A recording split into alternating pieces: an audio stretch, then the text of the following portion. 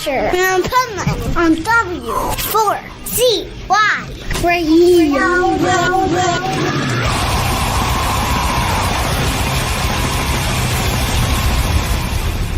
Wake up, America! It's time for the Adventures of Pipeman on W4CY.com, West Palm Beach's #1 internet radio station.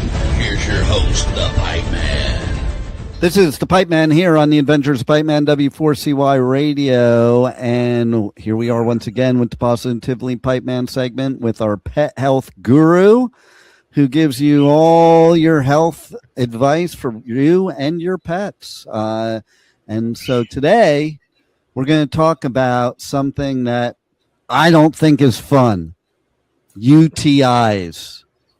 And like now, I'm thinking about that, Bill, and basically I know I get UTIs. I know other humans get UTIs. It makes sense that pets would get UTIs, but I don't know much about it. So why do so many pets have UTIs? The plain and simple answer is poison. Basically, obviously, if you get a UTI, it's at the bottom of the chain of events that has to happen in the body whenever we inhale anything, whenever we eat anything, whenever we drink anything. The body's a miraculous machine in the fact that it keeps us from it actually works for us to keep us alive.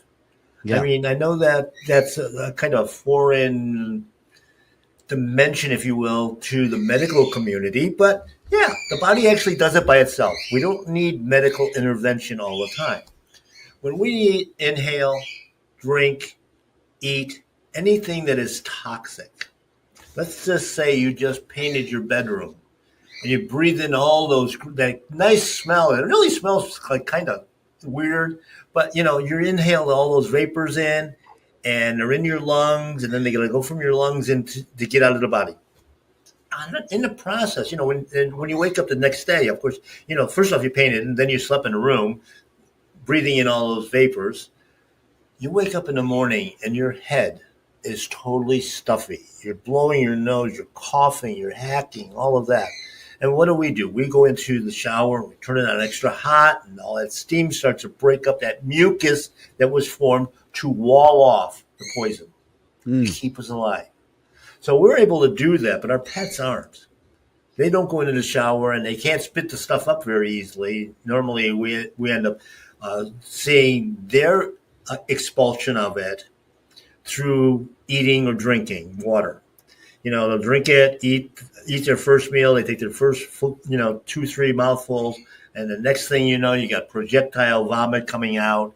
And everybody's like, oh, my dog's dying. No, it's trying to get rid of that mucus. It has to break it up. And it's got to have a transport system to do that. Now, in the case of our dogs and sometimes our cats, they will turn around and reconsume that because there's nothing wrong with the food. It was just breaking up that mucus membrane that was there so that they can get rid of it. Now, all that stuff is going into the stomach, and unfortunately, it goes through the digestive tract, especially where if it's formed lower in the digestive tract. Now we end up with some other problems coming up. Number one, that mucus starts to plug up the liver. Now the liver is only working at 60, 50, maybe 40% functionality. Liver's got to do a lot of things besides also filtering. It's got to make hormones, enzymes, and all kinds of other biochemicals so that we can survive. So now we've got a restriction there. And of course, then it goes downstream into the kidney. And then it goes down into the bladder and, of course, into the urinary tract. Now, and that's where the fun starts. It's exactly right. The interesting part of that is along that way, if that mucus sticks to that filter, if you will, it can calcify. Now we have stones. Now almost nobody hears about liver stones. Gallbladder maybe, kidney stones definitely, urinary stones not as well. That calcification, that's what causes the problems. Now, why don't we have a problem with liver stones? Because that's going out our butt. That exit is like going through the Holland Tunnel, as opposed to going through into the kidney, a water pipe. So, I was going to say the Passaic River sewage system. yes, exactly. So that's why those liver stones are not as much of a problem. But when it gets into the kidneys, anybody's gone through a kidney stone problem, it can be very, very painful. I mean, it's Been there a few times. I have one big one in my kidney right now that hasn't moved in years, so they just leave it there. But let me tell you something. I just have a question for you. Why are kidney stones formed into what appear to be like Chinese star weapons? That's a good question. Actually, it's just the way they happen to form it, because it is a crystal. When you look at a piece of quartz, I mean, that's a crystal, okay? Weird shapes, sharp edges, all that sort of stuff. So, yeah, you're absolutely right. Now, in your case, of course, the fact that it's been there for a while, I don't know why we're not dissolving it, because there's different herbs and botanicals that we can use for that along the way. Now, when they get into, obviously, the bladder and the stones and that sort of thing, of course, those can be problematic too. However, if it's only the mucus part, the body's actually doing its job, keeping it fluid, because we're drinking enough water. I think that's an important thing. And flushing out the system, and it's got to be good water on top of that. But flushing it out of the system, it's not a problem. But when that mucus gets into that urinary tract, it stops. It plugs it up. And when that happens, basically, that's a UTI. Is that when I have to stick my finger up my dog's butt? No, not his butt. That's constipation. That's something totally different. But anyway, but that mucus is just restricting and causing all kinds of irritation. It's an irritation. And the interesting part about that is when you go to the doctor, hospital, the ER, you go to the vet hospital, whatever, they automatically put you on antibiotics. Now, the truth of the matter is in UTIs, 90+% have no bacteria in it at all. The urine is sterile. Okay, there's no infection, so it's mislabeled to start with. It is basically a blockage, and not a complete blockage, but a semi-blockage. And so now we throw in antibiotics that now destroy the gut, have all kinds of side effects that have now entered into this whole fray, if you will. And if it's stuck there for a while, again, they can calcify just like they do in the kidneys and the stomach and all of that. But it's interesting because the whole way of removing it is flushing the system. Again, good water, clean water, ionized water when you can. But then there's also a lot of different herbs and botanicals that assist in that by basically what it does. People are probably not aware of what are known as surfactants, which are parts of plants, basically, that break water tension. And they use that technology a lot in soaps and shampoos and things of this nature.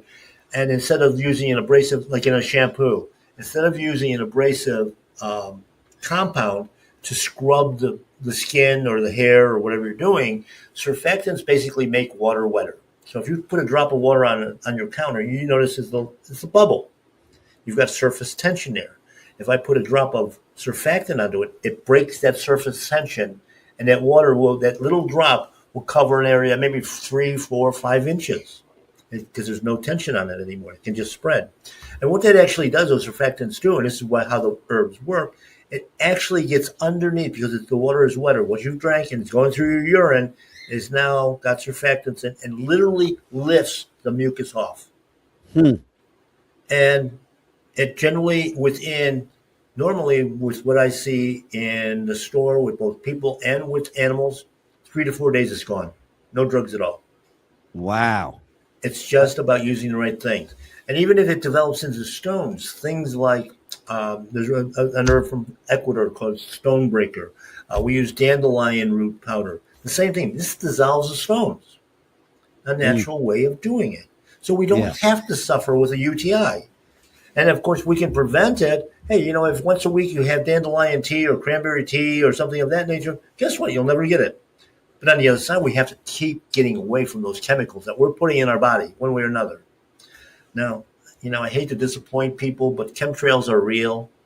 They do put chemicals into our body that we're breathing in. We have no control over.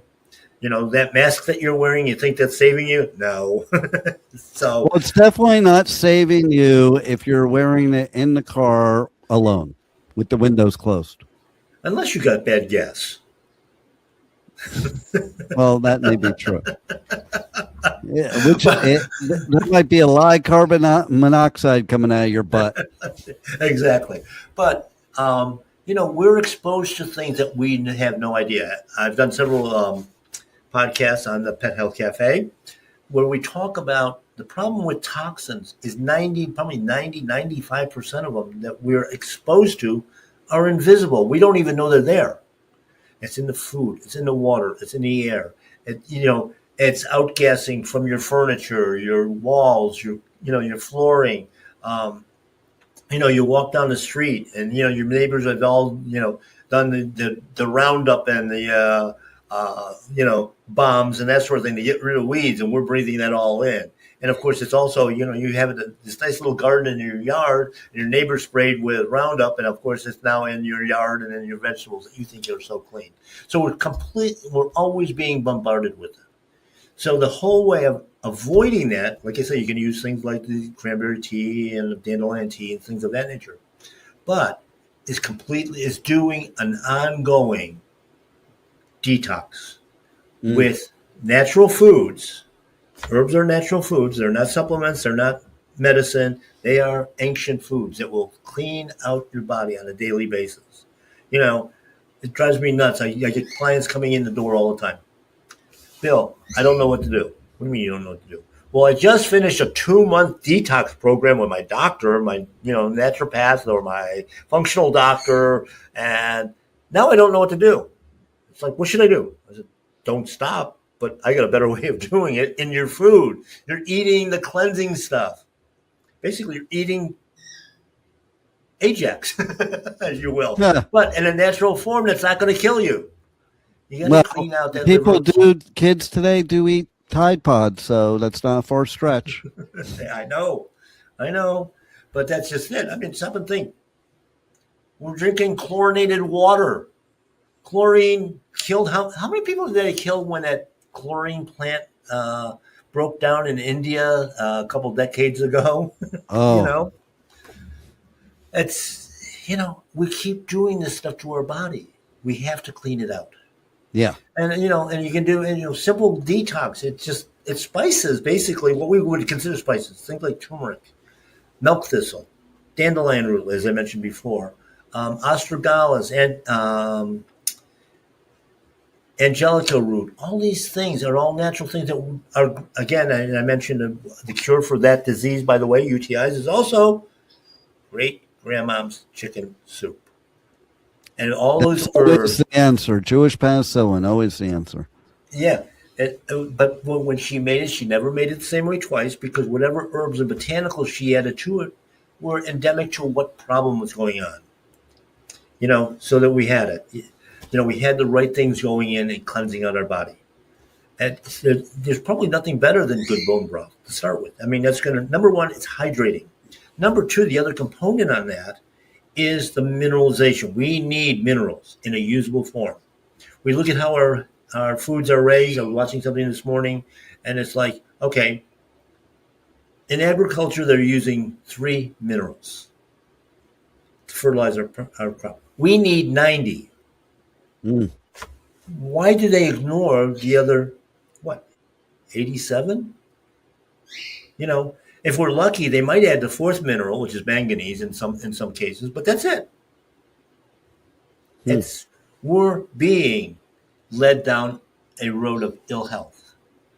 And like I said, if you consider what I do for UTIs, just some simple herbs, clears it out 2-3 days, 4 days tops. And then you look at what the medical community does with poisons, not only does it take several weeks of treatment, obviously at a high expense, but we also just created 14 more problems. Yeah, totally. And I have a new name for UTIs, more appropriate name. Okay. The urinary trash infection. Because of all it the is. trash you're putting in your body. Actually, I will take it another step. It's not an infection. It's an impaction. There you go. Because it's not an infection. You're not infected. So there you go. So we can now call it a urethra trash impaction. There you go. And nobody can really say that. That's why they call it. That's why they call it a urinary tract infection. Exactly. So, all right, tell everybody how they can reach out to you, get some more pet health guru advice. Check out your podcast. Check out My Paleo Pet, all that good stuff. Yeah, mypaleopet.com, our web store for the store, the physical store, My Paleo Pet in Pompano Beach, Florida. You can call over there, 954-971-2500. And the team over there can help you out with it. Actually, BioComplete, our other sponsor of my podcast, our manufacturing end of it, our processing part of it, actually makes a urinary herbal blend that it's one of our top sellers because there's no drugs, no chemicals, nothing. It's all pure herbs. Going to take care of that problem. You can do it as a as a preventive, every now and then, just to make sure your system's cleaned out, add it to your food, however you want to do it. And of course, for that advice, you can either do a consultation with me. I'm always available through My Paleo Pet. And you can also listen to all of that and actually watch it on Pet Health Cafe, my podcast with the Pet Health Guru, which is me. Like I say, we've been doing this a long, long time. It's 18th season of it. Before this was even popular, podcasts weren't even out there yet. This was internet radio, but that information has been out there where you've now spent all this time suffering in pain with UTIs and other ailments, when the solution is right there when you tune into all of our programming, both here on the Pet Health Cafe and of course on our associated stations on this platform. And we're all here to help, and that's what it is. We're giving you basically a whole consultation on a free show. You can't do any better than that, can you, Dean? No, you definitely can't, and that's the key. You can't even get consultation from somebody that has brains like you for free. Thank you.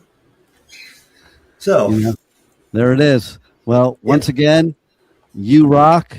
You're helping us. You're helping our pets, and that's all that matters. Everybody stay tuned. We will be giving away some festival tickets. So we got some commercials we're going to run of the festivals we're doing, like Incarceration, Welcome to Rockville, Sonic Temple.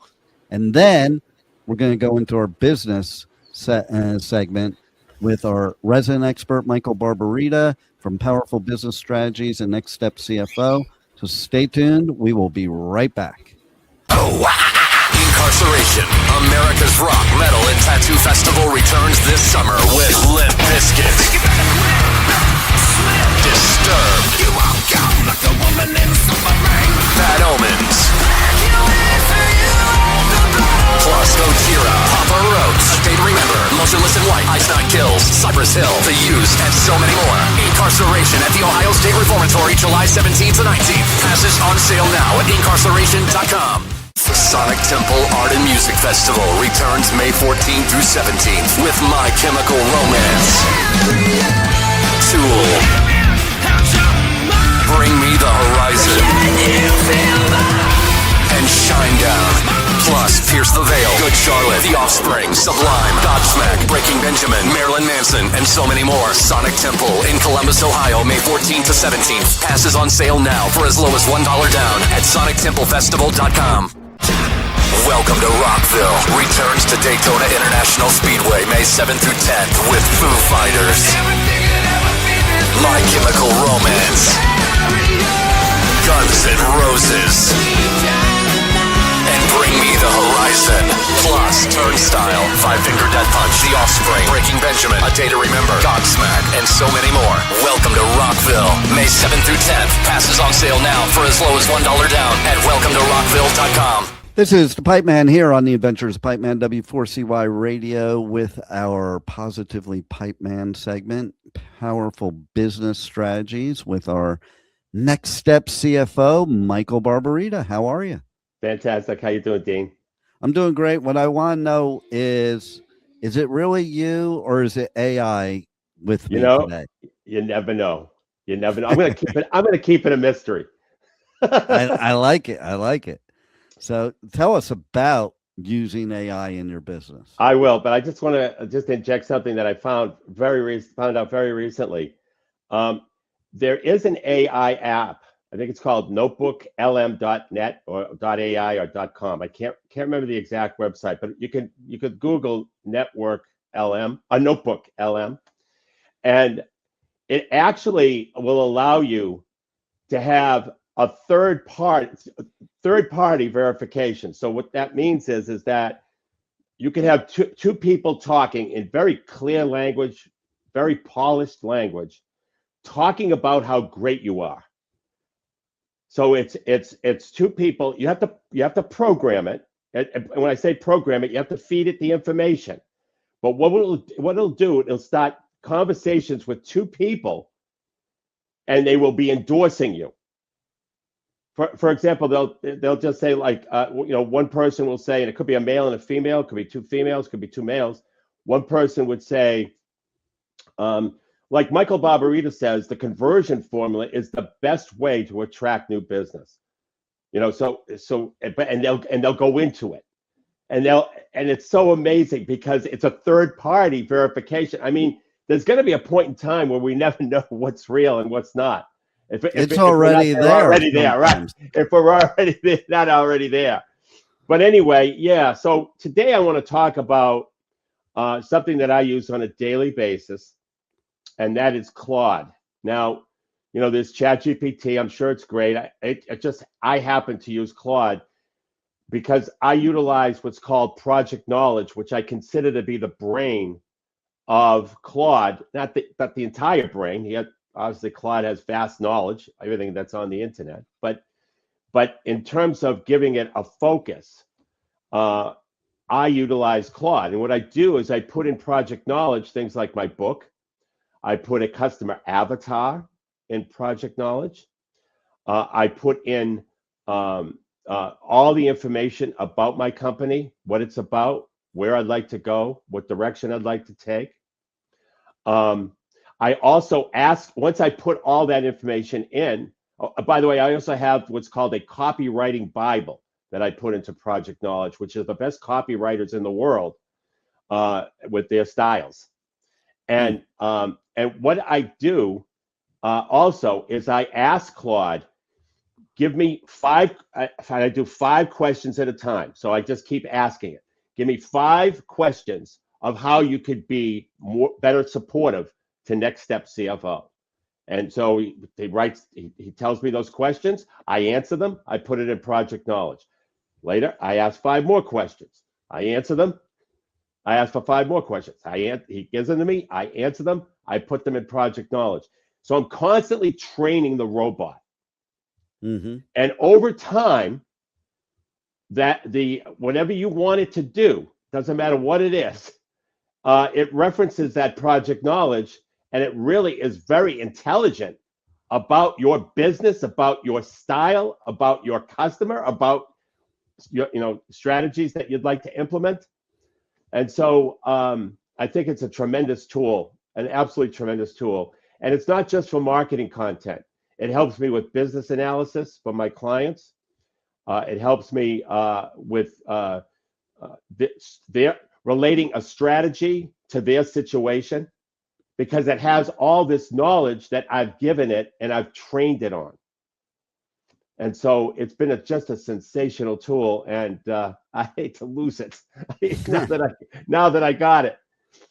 But these are things that can help save a tremendous amount of time. I would have to say that Claude saves me a minimum of 2 to 3 hours a day with all the analysis. And what is it that you like better about Claude compared to Gemini, compared to ChatGPT, compared to all the other ones that are out there? Yeah. I don't think you could ride the wrong horse, but you might. Okay. But I don't think you could ride the wrong horse. I did not do a lot of analysis. I did some analysis on ChatGPT. Claude came out with Project Knowledge before ChatGPT did. And so because of that, and then my ability to train the robot through Project Knowledge, I just chose Claude. It doesn't mean that Notebook.lm isn't better, or Gemini isn't better, or ChatGPT isn't better. Maybe it is. But I know that I trained my robot from my business, and that's why I use Claude. And that ability to do that through Project Knowledge was the key point for me. So I have another AI question. I find that most of the people really using AI right now are the people you would least expect. They're the non-techie people. What's your opinion? Yeah, what's your opinion on that? It's like, I think it's because the non-techie people are relying on the AI for the technology expertise. So it's easy to them. Where somebody like me that's a techie, it's funny when I use AI, I realize that I have to proofread stuff. Oh yeah, it hallucinates. It hallucinates. Yeah. Most of the non-techies, they don't even proofread. I've seen it. Like I see when they produce something AI, I'm like, did you not proofread it? I know. And so what do you think what's the best advice you could give businesses about using AI in that respect of what I was just referring to? Right. Well, first of all, AI hallucinates. It's called hallucination. I think that's the technical term for it, because it will make you greater or build up the particular topic that you have greater than what reality really is. Yeah. And so you definitely have to proofread it. But I have also discovered what you discovered, that less technical people are jumping in, almost like it's a way for them to get technical. That's what I'm thinking. Yeah, it is. And what's critical, though, and what a lot of people miss out on with respect to the quality of AI is the prompt. The prompt is absolutely essential to get right.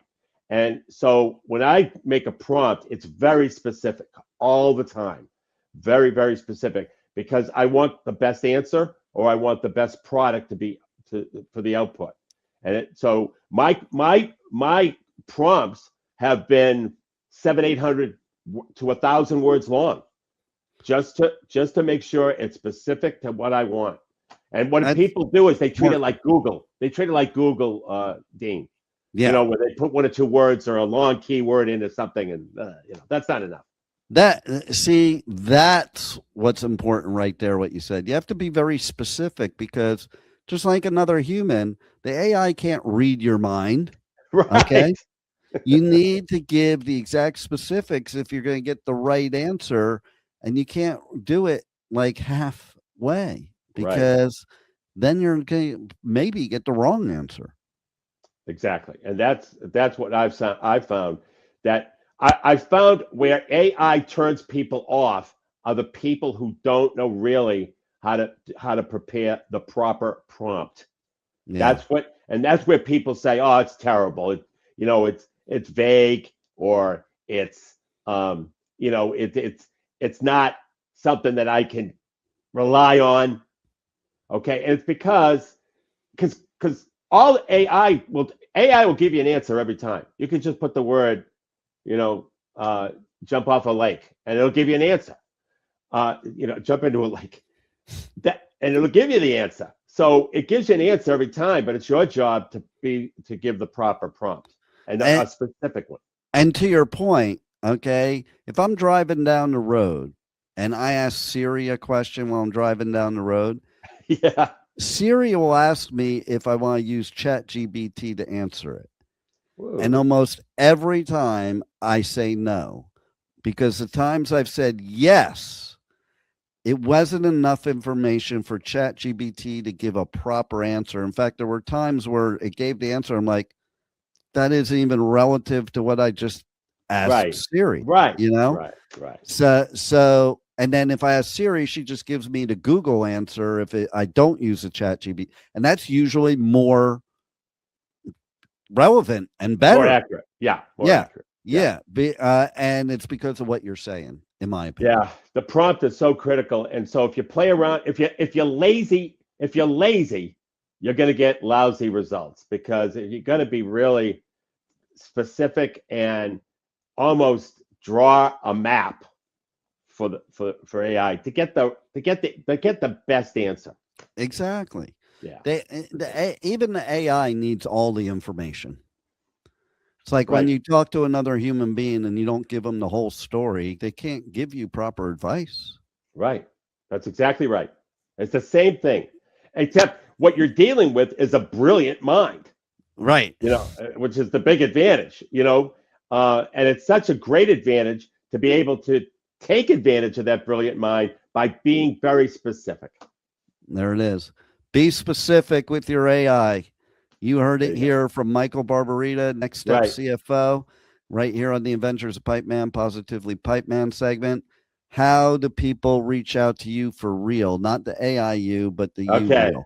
Well, one thing they could do is they could go to my website, nextstepcfo.net, and download my book, Powerful Business Strategies, for free, which will be in PDF form, which they could put in Project Knowledge of AI, probably get a condensed version of what it's about. And if they like it, they could utilize it as strategies for their own business and reference it with specific prompts. So that's one thing. The other thing is I'm giving away a free template that will help them develop their position of market dominance, which is the captivate, which is the problem this customer has they don't want. The solution is the fascinate, the second part of the conversion formula, which is the solution they want they can't find. And this template will help you develop that position of market dominance. So all you do is you go to nextstepcfo.net/contact, go to the contact page, fill out the form, the contact form, and in the space provided, the message box, just put PMD, position of market dominance, PMD.